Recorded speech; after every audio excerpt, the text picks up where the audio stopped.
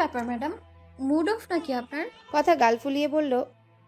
ওরা হতবাক গলায় বলল, সে কি প্রিন্সেস কথার হঠাৎ মুড অফ কেন? তোমার জন্য। আমার জন্যে? আমি আবার কি করলাম? তোমার জন্য মিস আমাকে বকা দিয়েছে। বাবাকে বলবো তোমাকে কঠিন একটা পানিশমেন্ট দিতে। ওরা ভরকে ভরকে গিয়ে বলল, ওয়েট ওয়েট, আমার জন্য মিস তোমার বকা দিবে কি করে? তোমার মিস কি আমার চেনে নাকি? কথা ভেঙচি কেটে বলল, বলবো না। তাহলে আমিও কোনো পানিশমেন্ট নিচ্ছি না। কথা এবার ওরার দিকে তাকিয়ে থেমে থেমে বলল, আমার ইংলিশ স্টোরি বুকে রেড রাইটিং এর হুডের গল্প আছে। তুমি গল্পটা জানো? হ্যাঁ জানি। ওই গল্পের এক জায়গায় লেখা আছে অরা, AURA, অরা। এইটাই তো তোমার নাম, তাই না? হ্যাঁ, কেন বলো তো? আরে দেখো, মিস বললো অরা মানে আভা। আমি উঠে দাঁড়িয়ে বললাম, না মিস, অরা তো আমার বাবার ম্যানেজার। মিস আমায় বকা দিয়ে বসিয়ে দিল। ওরা ফিক করে হেসে ফেলল। কথা আহত গলায় বলল, এই তুমি হাসছো কেন? হাসির কারণে এখন তোমার পানিশমেন্ট ডাবল। আচ্ছা বাবা, সরি। এবার আমার কথাটা তো শোনো। কি কথা? মিস কিন্তু ঠিকই বলেছিলেন কথা। ওরা মনে হলো আভা। কিভাবে? সিন্ড্রেলার আশেপাশে সব কেমন চকচক করে, দেখেছো? হুম। ওটাই সিন্ড্রেলার ওরা। আবার সানসেটের সময় আকাশের সূর্যের আশেপাশে সব কেমন লাল লাল দেখায় না? হুম। সেটা হলো সূর্যের ওরা। কয়েক মুহূর্ত গভীর চিন্তাভাবনার মাঝে কাটিয়ে কথা ভ্রু কুচকে বলল, আই এম কনফিউজ। তোমার নাম কি, অরা নাকি আভা? ওরা সামান্য হেসে বলল, আমার নাম অরাই, কিন্তু নামের অর্থ আভা। আমাদের সবার নামেরই একটা অর্থ আছে। সত্যি? তাহলে আমার নামের অর্থ কি? ওরা কিছু ভেবে না পেয়ে বলল, তোমার নামের অর্থ আবার কি হবে? কথা মানে তো কথা। কথা ঠোঁট উল্টে বলল, তোমার নামে এত সুন্দর অর্থ আছে আর আমার নামের নেই? কে বলেছে নেই? তোমার নামটা কত ইম্পর্টেন্ট জানো? আমরা প্রতিদিন কত কথা বলি। কথা না বলে তো আমরা থাকতেই পারি না। আর সবার সব কথার মাঝে তোমার নামটাই তো লুকিয়ে আছে, তাই না? কথার ভার হয়ে থাকা মুখটা নিমিষেই সতেজ হয়ে উঠল। হাসির রেখায় চকচক করে উঠল ওরার মুখটা। হাসিটা ঠোঁটে রেখেই কথা বলল, তোমার নামটা কত কুল অরা। এই নাম কে রেখেছে? তোমার বাবা নাকি মা? কিছুটা সময় চুপ করে থেকে ওরা ক্ষীণ গলায় বলল, কেউ না। সেটা কি করে? তুমিই তো বলেছিলে ছোটবেলায় বাবা অথবা মা বাচ্চাদের নাম রাখে। বলেছিলাম নাকি? সেটা সত্যি। আমার বাবা ছোটবেলায় আমার একটা নাম রেখেছিল, কিন্তু বড় হয়ে আমি সেই নামটা বদলে ফেলেছি। কথা বিস্ময়ে চরম শিখরে পৌঁছে বলল, বড় হয়ে নাম বদলানো যায়? যায় তো। আমিও বদলাতে পারবো? পারবে, কিন্তু তুমি বদলাবে কেন কথা? তোমার নামটা তো এমনিতেই অনেক সুন্দর। আচ্ছা ওরা, ছোটবেলায় তোমার নাম কি ছিল? প্রশ্নটা কেমন যেন অন্যমনস্ক হয়ে গেল ওরা। তীব্র বর্ষণের সময় একের পর এক জলের ফোঁটা যেমন প্রচণ্ড গতিতে আছড়ে পড়ে ধরণীর বুকে, ঠিক সেই গতিতে চোখের সামনে দিয়ে বয়ে গেল একের পর এক দৃশ্য, একের পর এক স্মৃতি। কথা ব্যাকুল কণ্ঠে বলল, ও ওরা, বলো না। ওরা সম্বিত ফিরে পেয়ে বলল, কি বলবো সোনা? ছোটবেলায় তোমার নাম কি ছিল? ওরা বিড়বিড় করে বলল, আখি তারা বানু। আখিতারা নামের ওই মেয়েটার সঙ্গে আজকের অরার তিল পরিমাণ মিল নেই। সেই মেয়েটা ছিল ভীতু প্রকৃতির, চুপচাপ অন্যায় সয়ে যাওয়া প্রকৃতির, যার অন্তরাত্মা ছিল জড়তায় পরিপূর্ণ।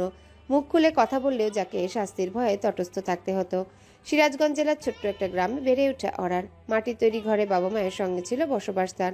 বাবা হাফিজ মিয়া ছিলেন সামান্য এক মুচি। বাজারে মানুষের জুতো সেলাই করে যেটুকু অর্থ উপার্জন করতেন তাই দিয়ে সংসার চালাতেন। শৈশবটা তাই আখির কেটে যায় দারিদ্র্যের মাঝে। ঈদে নতুন জামা হিসেবে যা পেত তা ছিল কেবলমাত্র গ্রামের চেয়ারম্যানের মেয়ের পুরানো জামা। মাসে 2 মাসে একবার যে ভালো খাবার জুটত তাও ছিল অন্যের দান করা সৎকার মুরগি। এমন দারিদ্র্যের মাঝেও লেখাপড়ার প্রতি অরার ছিল তীব্র আকর্ষণ। মেধাবী ছাত্রী ছিল বলেই হয়তো প্রতি পরীক্ষায় সকলের থেকে বেশি নাম্বার পাওয়া তার নেশা হয়ে দাঁড়ায়। তার পড়াশোনা নিয়ে হাফিজ মিয়ার ছিল ঘোর আপত্তি। দুবেলা ঠিকমতো ভাতের জোগান দিতে যাকে হিমশিম খেতে হয় সে আবার মেয়ের স্কুলের বেতন দেবে কোথা থেকে? এই অবস্থা পর্যবেক্ষণ করে হেড স্যার নিজেই একদিন ডেকে পাঠান তাকে। স্পষ্ট বলে দেন যতদিন পর্যন্ত ওরা এমন ভালো রেজাল্ট করে যাবে ততদিন কোনো প্রকার বেতন দিতে হবে না তাকে। ব্যাস, এরপর থেকে অন্তত পড়াশোনার হুমকির মুখে পড়ার দুশ্চিন্তা করতে হয়নি তাকে। তবে জীবন থেকে দুশ্চিন্তা নামক বিষয়টা যে একেবারে উবে গিয়েছিল তাও নয়। তার মা আকলিমা খাতুনের সারা বছরই কোনো না কোনো অসুখ বিসুখ লেগেই থাকতো। ডাক্তার দেখানোর সাধ্য নেই, কবিরাজের কাছে ঝাড়ফুঁক করিয়েও লাভ হয়নি। তার উপরে আবার অরার বয়স যখন 8 বছর, দ্বিতীয়বারের মতো অন্তঃসত্ত্বা হন তিনি। এই সময়টাতে নাকি বেশি বেশি পুষ্টিযুক্ত খাবার, ফলমূল খেতে হয়, অথচ আকলিমার বেশিরভাগ দিনই কাটত অনাহারে। ওরা অতটুকু বয়সেও যথাসাধ্য চেষ্টা করত মায়ের সেবা করতে। গা কাঁপিয়ে জ্বর এলে মাথায় পানি দেওয়া, কপালে হাত বুলিয়ে দেওয়া, মুড়ি মাখিয়ে খাইয়ে দেওয়া, যতটুকু পারত করত। তবে লাভের লাভ কিছুই হয়নি। ক্রমশ দুর্বল হতে থাকে আকলিমার শরীর। একটু পরপর মাথা ঘুরে পড়ে যেতেন। খাওয়ার সঙ্গে সঙ্গে বমি করে সব উগলে দিতেন। হাফিজ মিয়াকে অবশ্য একবার বলেছিলেন ডাক্তার দেখানোর কথা। তিনি খ্যাক করে উঠে বলেছিলেন, বাচ্চা গাচ্চা আল্লাহর দান, উনি দেখা রাখবেন, ডাক্তার লাগবো কোন কামে। 9 মাস পূর্ণ হওয়ার আগে একদিন আচমকায় আকলিমার প্রসব ব্যথা উঠে। টানা 5 ঘন্টা প্রকৃতির সঙ্গে কঠোর লড়াইয়ের পর তিনি জন্ম দেন ফুটফুটে এক পুত্র সন্তানের, তবে মৃত। পুত্রশোকে কাতর হয়ে আকলিমার দুর্বল শরীর আরও দুর্বল হয়ে পড়ে। তিনি হয়তো আশা করেছিলেন এই কঠিন সময়ে স্বামীকে পাশে পাবেন, তবে দেখা গেল ঠিক উল্টো চিত্র। মৃত পুত্র সন্তান জন্ম দেওয়ার কারণে হাফিজ মিয়া দিনরাত ভৎসনা করে গেলেন তাকে। ভাইয়ের মৃত্যুর ঠিক 2 দিন পর মধ্যরাতে মায়ের পাশে গুটিসুটি মেরে শুয়ে আছে ছোট্ট ওরা। আকলিমা হঠাৎ তাকে ঘুম থেকে ডেকে তুলে কাতর স্বরে বলল, মাগো, তুমি অনেক লক্ষ্মী মাইয়া, এই রকম লক্ষ্মী হইয়াই থাইকো। বাপ জানরে বেশি ত্যাগ তো কইরো না, আমি গেলাম। এমন কঠিন কঠিন কথা বোঝার বয়স তখনও হয়নি ওরার। ফ্যাল করে কিছু সময় তাকিয়ে রইল মায়ের দিকে।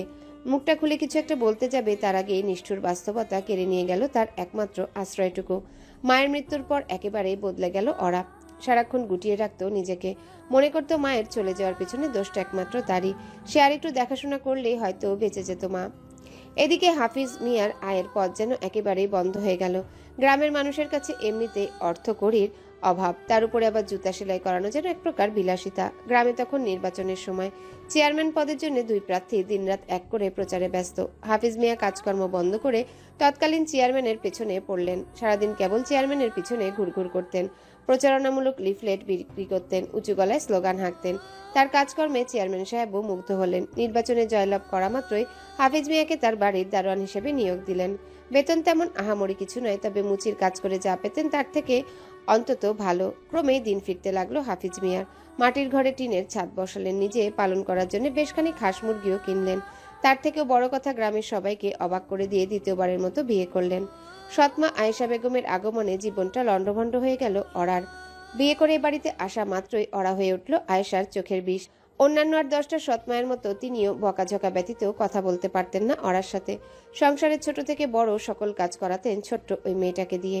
সামান্য পান থেকে চুন খসলে তীব্র অপমানে বিষিয়ে ফেলতেন অরার ছোট্ট হৃদয়কে। এক পর্যায়ে আয়েশা সকল সীমা অতিক্রম করে অরার গায়ে হাত তুলতে শুরু করলেন। তার সব থেকে প্রিয় কাজ 3 বেলা হাতের কাছে যা পাবেন তাই দিয়ে মারবেন। কখনো ঝাড়ু, কখনো স্যান্ডেল, কখনো গরম তেলে ডুবানো খুন্তি। অরার দিনটাই শুরু হতো সৎমায়ের মারের অপেক্ষায়। আধা ঘন্টার মতো অনবরত মার খেয়ে তারপরে স্কুলে যাবে। স্কুল থেকে ফিরে আবারও সেই একই নিয়মে মার খাবে। বাবার অর্থনৈতিক অবস্থা এখন আগের তুলনায় সচ্ছল হলেও 2 বেলা 2 মুঠো ভাত তার কখনোই জোটেনি। ছোট ছোট ভুলের জন্য আয়েশা প্রায় খেতে দিতেন না তাকে। অরার বয়স তখন কত হবে, 13 কি 14। অন্যায়ের প্রতিবাদ করার মতো বয়স তার হয়েছে, তবুও চুপ মেরে পড়ে থাকতো এক কোণে। সবটাই তার নিয়তি বলে মেনে নিয়েছিল মেয়েটা। হাফিজ মিয়া এখানে নীরব দর্শকের ভূমিকা পালন করছেন। তার চোখের সামনে বহুবার মার খেয়েছে ওরা। প্রথম বাবার কাছে বিচার দিতে যেত ওরা। তিনি হাই তুলে বলেছেন, বলদ মাইয়া, নতুন মার সাথে মানায় চলতে পারছ না। সেই থেকে একেবারে নিশ্চুপ হয়ে যায় ওরা। কি হবে প্রতিবাদ করে? কাউকেই তো দিন শেষে পাশে পাচ্ছে না। বিয়ের পর 3 বছরে 3 পুত্র সন্তানের জন্ম দেন আয়েশা। দরিদ্র পরিবারে এমনিতে পুত্র সন্তান জন্ম দেওয়াটা কোনো নারীর জন্য বিশাল সার্থকতা। হাফিজ মিয়ার কাছে দ্বিতীয় স্ত্রীর কদর বহুগুণে বেড়ে গেল। একই সঙ্গে বেড়ে গেল অরার প্রতি অবহেলা। ছোট ছোট ভাইগুলোর দেখাশোনায় অরার সমস্ত দিন পার হয়ে যেত। আয়েশা বাচ্চাদের তার কাছে রেখে চলে যেতেন পাশের বাড়িতে সিরিয়াল দেখতে। আর মনে মনে কেবল একটাই প্রার্থনা করত, বাচ্চাগুলো যেন দ্রুত ঘুমিয়ে পড়ে।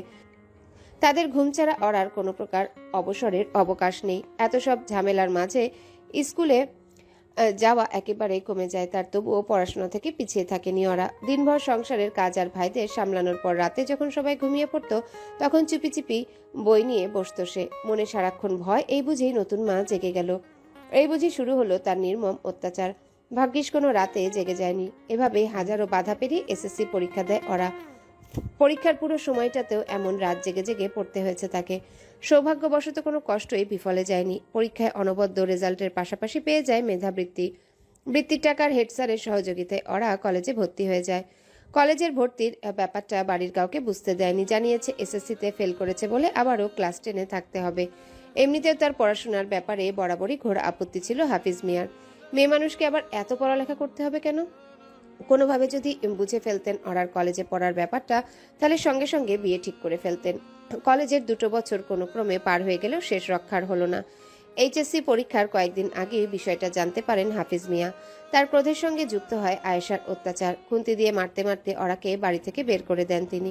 ওরা যে বিষয়টাতে খুব মর্মাহত হয়েছিল তাও নয়, মনে মনে বরং খুশি হয়েছিল। পরীক্ষার কয়েকটা দিন নির্বিঘ্নে কাটানো যাবে। তার আশ্রয় জুটল রাইসা নামের এক বান্ধবীর বাড়িতে। রাইসার মা মলিনা বেগম অত্যন্ত আন্তরিক প্রকৃতির নারী। যে কটা দিন ওরা তার কাছে ছিল মনে হয়েছিল যেন মায়ের আদর ছেয়ে আছে তার অন্তরাত্মা। পরীক্ষা শেষ হওয়ার কিছুদিন পর হঠাৎ রাইসাদের বাড়িতে আগমন ঘটে হাফিজ মিয়া এবং আয়েশা বেগমের। আয়েশা বাড়িতে পা রাখার সঙ্গে সঙ্গে ওরাকে জড়িয়ে ধরে হাউমাউ করে কান্না জুড়ে দিলেন।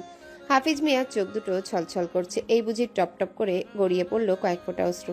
হাফিজ মিয়া ওরার মাথায় হাত রেখে অনুতপ্ত স্বরে বললেন, মারে আমার বুক খালি কইরা তুই অন্যখানে আয়া পড়লে তোরে ছাড়া আমি বাঁচি কেমনে। কৃতজ্ঞতায় সজল হয়ে ওঠে ওরার চোখ দুটো। এতদিনে অবশেষে তার অভাব উপলব্ধি করতে পেরেছে তারা। আজকের পর থেকে আর কোনো কষ্ট থাকবে না তার জীবনে। বাবাকে জড়িয়ে ধরে দীর্ঘ কান্নাকাটি পর্ব শেষে বাড়ি ফিরে এলো ওরা। সুখের দিনের আশা সম্ভবত দুরাশা। বাড়ি ফেরার সঙ্গে সঙ্গে ওরা টের পেয়ে যায় এই কতগুলো দিনে তার অভাব বিন্দুমাত্র অনুভব করেনি হাফিজ মিয়া। তাকে ফিরিয়ে আনার উদ্দেশ্য একটাই, তাকে বিয়ে দেওয়া। আয়েশা বেগম পান চিবোতে চিবোতে পাত্রের গুণগান গেয়ে বললেন, বুঝলি আখি, তোর জামাই বিশাল বড়লোক, মেলা ধানি জমি আছে, গঞ্জে নাকি একটা হোটেলও আছে, ভাতের হোটেল। তোর রান্দার ঝামেলা নাই, 3 বেলা হোটেল থেকে খাওয়ান আসবো। তুই যে বাড়িতে থাকবি সেইটা জামাই নিজের বাড়ি, ফাঁকা বাড়ি, তোর বাপের মতো টিনের ঘর না। একটাই ঝামেলা, জামাইয়ের বয়স একটু বেশি, এই ধর 40-45, তাতে কি? বুইড়া জামাইয়ের অনেক সুবিধা আছে, দেখবি তোরা শোনা শোনা করে রাখবো। ওরার পায়ের নিচ থেকে যেন মাটি সরে যাওয়ার উপক্রম। যে মেয়েটা ছোট্ট এই গ্রামে হাজার দারিদ্রতার মাঝেও দেশকে বদলে দেওয়ার স্বপ্ন দেখে, সে কি করে পারবে বৃদ্ধ একটা লোককে বিয়ে করে ঘর সংসার সাজাতে? এই প্রথমবারের মতো বুকে সাহস সঞ্চয় করে ওরা বাবার সামনে দাঁড়িয়ে কম্পিত স্বরে বলল, আমি বিয়া করবো না। তৎক্ষণাৎ হাফিজ মিয়া মেয়ের গালে প্রচন্ড এক চর বসিয়ে দিয়ে বললেন, বেদম মাইয়া, বিয়া করবি না মানে? কালকাই তোর বিয়া। 2 দিন ঘরের বাইরে থাইকা পাখা গজাইছে না? মায়া মানুষের পাখা থাকুন ভালো না। মেয়ে মানুষের পাখা গজাবে কি করে? তাদের জন্মই তো হয় অদৃশ্য দুটো পাখা নিয়ে। এজন্য মেয়ে মানুষ একবার ওরা সংকল্প করলে বাধা দেওয়ার সাধ্য কারণই। ওরাকে টেনে হিচড়ে তালাবদ্ধ করে রাখা হলো বাড়ির পেছনের দিকের ঘরটাতে। বাড়ি জুড়ে উৎসবের আমেজ। ছোট ছোট ছেলেমেয়েরা রঙিন কাগজ দিয়ে ঘর সাজাচ্ছে। কম বয়সী মেয়েরা একে অপরের হাত রাঙিয়ে দিচ্ছে মেহেদির লালে। ব্যান্ড পার্টিকে খবর দেওয়া হয়েছে, অনবরত বাজনা বাজিয়ে যাচ্ছে তারা। এসবই করা হয়েছে সোভানুদ্দিনের খরচে। সোভানুদ্দিনের পাশের গ্রামের অন্যতম ধনী ব্যক্তি। টাকার গরমে যেন মাটিতেই পা পড়ে না তার। ওরার এইচএসসি পরীক্ষার সিট পড়েছিল তার গ্রামে। নিয়মিত যাওয়া আসায় মেয়েটাকে চোখে পড়ে তার। এক দেখাতেই পছন্দ হয়ে যায়। আর দেরি না করে মেয়েটার বাবা মায়ের কাছে পাঠিয়ে দেন বিয়ের প্রস্তাব। সম্পত্তির লোভে দিশেহারা হয়ে হাফিজ মিয়াও লুফে নেন সেই প্রস্তাব। চিরকাল অন্যায় সহ্য করে আসা ওরার ধৈর্যের বাঁধ এবার ভেঙেছে। অদৃশ্য ডানা দুটো মেলে আকাশে উড়ে বেড়ানোর সংকল্পে স্থির হয়ে আছে তার মন। রাতের দিকে শুরু হলো ব্যান্ড পার্টির বাজনা। এদিকে বদ্ধ ঘরে ওরা অতিষ্ঠ হয়ে পড়েছে মুক্তির আশায়। দুশ্চিন্তাগ্রস্ত হয়ে ঘরের ভেতরে পায়চারি করতে করতে হঠাৎ চোখে পড়ল জিনিসটা। এই ঘরের বিছানার একটা পায়া ভেঙে গেছে বহু আগে। নড়বড়ে বিছানাটা সমতল করে রাখার জন্য হাফিজ মিয়া ভেঙে যাওয়া পায়াটির নিচে এক টুকরো ইট রেখে দেয়। ওরা তার দুর্বল শরীরে বহু কষ্টে টেনে বের করলো সেই ইটের টুকরো। এরপর আর কি, ঘরের ভেতর থেকে তালা বরাবর অনবরত আঘাত করে যাচ্ছে ওরা। মনের মাঝে একরাশ ভয়, যদি ইটের শব্দে কেউ এদিকে চলে আসে, যদি নতুন মা কোনোভাবে বুঝে যায় সে পালানোর চেষ্টা করছে, রাগে ক্ষোভে নির্ঘাত মেরে ফেলবে তাকে। তবুও কোনো কিছুর পরোয়া না করে সাবধানে আঘাত করে গেল ওরা। ঘন্টা দেড়েক পর ধপ করে একটা শব্দ ভেসে এলো ঘরের বাইরে থেকে। দরজার ফাঁক থেকে ওরা ভয়ে ভয়ে দেখলো তালাটা ভেঙে পড়ে আছে মেঝেতে। হাজারো যন্ত্রণার মাঝেও বিজয়ীর হাসি ফুটে উঠল ওরার ঠোঁটে। সকলে বাড়ির সামনের দিকটায় গানে বুঁদ হয়ে আছে। সুযোগটাকে কাজে লাগিয়ে ওরা ছুটে চলে যায় পুকুরের কাছে। পুকুরটা বাড়ির পেছন দিকে। যে ঘরটাতে তাকে বন্দি করে রাখা হয়েছিল তার ঠিক মুখোমুখি। ওরা ৭-৫ না ভেবে ঝুপ করে ঝাঁপ দিল পুকুরে। অমাবস্যার ঘুটঘুটে রাতে পুকুরে সাঁতার কাটা সহজ ব্যাপার নয়। ভয়ে সমস্ত শরীর কেঁপে ওঠার কথা, তবুও নির্ভয়ে পুকুর পাড়ি দিয়ে ওপারে পৌঁছে গেল। যে মেয়েটা অমন ক্রূর জীবন ছেড়ে আসার সাহস করেছে, তার আবার অন্ধকারে ভয় কিসের? ওপারেই রাইসাদের বাড়ি। ওরা এক নিঃশ্বাসে ছুটে গেল সেখানে। রাইসার মা মলিনা বেগম সবটাই শুনলেন। ওরাকে তিনি সন্তানের স্নেহ দিয়েছেন। মেয়েটা বিপদে পড়ে তার কাছে এসেছে, তিনি কি পারেন তাকে দূরে ঠেলে দিতে? মলিনা বেগম আন্তরিক গলায় বললেন, মা গো, তোমারে এই গ্রামে রাখা যাবে না। তোমার বাপে ঠিকই খুঁজে বাইর করব। কালকে ভোরে তোমারে নিয়ে আমি ঢাকায় যাব। ওইখানে ভালো একটা ব্যবস্থা করে দিব ইনশাল্লাহ। এই প্রথম কেউ ওরার বিশ্বাস ভাঙেনি। পরদিন ভোরের আলো ফুটে ওঠার আগেই মলিনা বেগম ওরার হাত ধরে ছুটে গেলেন বাস স্টেশনের দিকে। খারাপ মানুষগুলোর চোখ ফাঁকি দিয়ে অবশেষে ঢাকায় এসে পৌঁছালো তারা। আগে কোনোদিনও ঢাকায় আসেনি ওরা। শহরের চাকচিক্য সম্বন্ধে কোনো ধারণাই ছিল না তার। এখানকার যানজট, ব্যস্ততা সবকিছুই যেন গভীরভাবে আকর্ষিত করলো তাকে। তবে প্রথম কয়েকটা দিন বেশ ভালোই ঝামেলা পোহাতে হয় মলিনা বেগমকে। বড় গলায় বলেছিলেন মেয়েটাকে মাথা গোজার ঠায়ের ব্যবস্থা করে দিবেন, কিন্তু এই শহরের সকল কিছুই অজানা তার। ওরা চিরকাল বহু যন্ত্রণা সহ্য করে এসেছে বলেই হয়তো প্রকৃতি আর যন্ত্রণা দিল না তাকে। দিন কয়েক বাদে মলিনা বেগম আচমকা খোঁজ পেয়ে যান তার এক দুঃসম্পর্কের ভাই খসরুর। খসরু ঢাকা শহরে রিক্সা চালায়। ওরার বিপদের কথা তাকে খুলে বলতে সে খোঁজ দেয় এই শহরের সবথেকে বিখ্যাত এতিমখানার। সন্তানের বাবা মা দুজনাই পৃথিবী ছেড়ে চলে গেলে নাকি তাকে এতিম বলে আখ্যায়িত করা হয়। মা তো বহুকাল আগেই চলে গেছে, তবে বাবা তো আছে। তবুও নির্মম বাস্তবতার সম্মুখীন হয়ে তাকে পা বাড়াতে হলো এতিমখানার দিকে। এতিম নয় বলেই হয়তো এতিমখানার লোকেরা প্রথম দিকে ওরাকে রাখতে চায়নি তাদের সঙ্গে। তবে তার অসীম সাহসিকতার গল্প শুনে আর দূরে ঠেলে দিতে পারেনি। ওরার থাকা খাওয়ার ব্যবস্থা সেখানেই করা হলো। বিনিময়ে তাকে দেওয়া হয় একটা কাজ, এতিমখানার ছোট ছোট ছেলে মেয়েদের পড়ানোর কাজ। কষ্টে জর্জরিত জীবনে নিমিষে এসে উপস্থিত হলো আলোর ঝলকানি। নতুন মায়ের অত্যাচারের ভয়ে অস্থির হয়ে থাকা মেয়েটা নতুন করে বাঁচতে শিখলো, নতুন করে হাসতে শিখলো। ওই ছোট ছোট ছেলে মেয়েরাই হয়ে উঠল তার জীবনের কেন্দ্রবিন্দু। দায়িত্বে বিন্দুমাত্র অবহেলা না করে ওরা প্রতি বিকেলে পড়াতে লাগলো তাদের। সেলিব্রিটিদের এক বদভ্যাস হলো লোক দেখিয়ে জনহিতকর কাজ করা। ভিক্ষুকে ভিক্ষা দিলে সামনে থাকতে হবে ডজনখানিক ক্যামেরা। তাদের ধারণা এতে ভক্তদের ভালোবাসা বহুগুণ বৃদ্ধি পাবে। ওরা এই এতিমখানায় স্থায়ী হওয়ার 6 মাসের মাথায় একদিন হুট করে বেশ কিছু সাংবাদিক নিয়ে আগমন ঘটে বিখ্যাত নায়িকা নওশিন হকের। নওশিন পুরো এতিমখানাটা ঘুরে ঘুরে দেখছে, বাচ্চাদের সঙ্গে হাত মিলাচ্ছে, তাদের নিজে হাতে খাইয়ে দিচ্ছে, খেলনা দিয়ে খেলা করছে। প্রতিটি মুহূর্ত হলো ক্যামেরাবন্দি। এসবের মাঝে হঠাৎ নওশিনের চোখ দুটো গিয়ে স্থির হলো কোণার দিকের একটা ঘরে। কম বয়সী একটা মেয়ে ব্যাপক আগ্রহ নিয়ে ছোট ছোট বাচ্চাদের পড়াচ্ছে। বাচ্চারাও পড়ার তালে তাল মেলাচ্ছে। এতটুকু একটা মেয়েকে এতিমখানায় শিক্ষিকা হিসেবে দেখে বিস্ময়ের সীমা রইল না নওশিনের। নিতান্তই কৌতূহলের বশে মেয়েটার সম্পর্কে আগ্রহ জাগে তার মনে। আগ্রহ নিবারণ করতে এগিয়ে এলেন এতিমখানার মালিক নিজেই। মেয়েটার অতীতের ইতিহাস জেনে কয়েক মুহূর্ত থ মেরে বসে থাকে নওশিন। পরিবার একটা মানুষের সর্বপ্রথম এবং সর্বশেষ আশ্রয়, অথচ পরিবারের কাছেই এমন বঞ্চনার শিকার হয়েছে মেয়েটা। মিনিট কয়েকের জন্য ক্যামেরাগুলো থেকে আড়াল করে নিল নিজেকে। আড়ালে অতি দ্রুত কতগুলো ফোন কল সারল। সবশেষে এতিমখানার মালিককে বলল, ওই মেয়েটাকে ডেকে পাঠান, ওর সঙ্গে কথা আছে। নায়িকা ডেকে পাঠিয়েছে শোনার পর থেকে হাত পা ঠান্ডা হয়ে এলো অরার। জীবনে কখনো হলে গিয়ে সিনেমা দেখেনি সে। গ্রামে থাকতে পাশের বাড়ির টিভিতে হাতে গোনা কয়েকটা সিনেমা দেখলেও এই সম্বন্ধে বেশি কিছু জানা নেই তার। এই নায়িকা তাকে ডেকেছে কেন কে জানে? সিনেমা নিয়ে কোনো প্রশ্ন করবে না তো? প্রশ্নের উত্তর ঠিকভাবে দিতে না পারলে কি তাকে বের করে দেওয়া হবে এখান থেকে? মনে এমন হাজারো ভয় জড়ো করে ওরা গিয়ে দাঁড়ালো নওশিনের সামনে। নওশিন হাসি মুখে বলল, তোমার নাম যেন কি? আখিতারা বানু। আখিতারা, তুমি কি আমার হাজব্যান্ডকে চেনো? ওরা প্রবল আতঙ্কে অস্থির হয়ে নাসূচক মাথা নাড়ালো, যেন তার স্বামীকে না চেনা কে বিরাট অন্যায়। নওশিন হাসি হাসি গলায় বলল, আমার হাজব্যান্ড আজরাত হক, এদেশের সব থেকে বড় সুপারস্টার। বেশ কয়েকদিন ধরেই আমরা ওর জন্য নতুন ম্যানেজার খুঁজছি, কাউকেই পছন্দ হচ্ছিল না। আজ তোমাকে একবার দেখেই পছন্দ হয়ে গেল। তোমার ব্যাপারে সবটাই শুনেছি আকিতারা।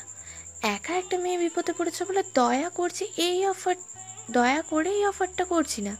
আমার ধারণা সঠিক ট্রেনিং পেলে তুমি আজ রাতের যোগ্য ম্যানেজার হয়ে উঠবে। করবে চাকরিটা? ওরা বেশ অনেকটা সময় ফ্যাল করে তাকিয়ে রইল নওশিনের দিকে। সুপারস্টার ম্যানেজার ট্রেনিং শব্দগুলো ও মাথার 2 ফুট উপর দিয়ে চলে গেল। নীরবতা ভঙ্গ করে এতিমখানার মালিক দৃঢ় গলায় বলে উঠলেন, হ্যালো বন্ধুরা, পরবর্তী পার্ট খুব তাড়াতাড়ি আসবে, তো সবাই অপেক্ষায় থাকো। আর চ্যানেলটি যারা এখনো সাবস্ক্রাইব করোনি তারা পরবর্তী পার্ট দেখার জন্য চ্যানেলটি সাবস্ক্রাইব করে রেখো। ধন্যবাদ সবাইকে, আমাদের সাথেই থেকো।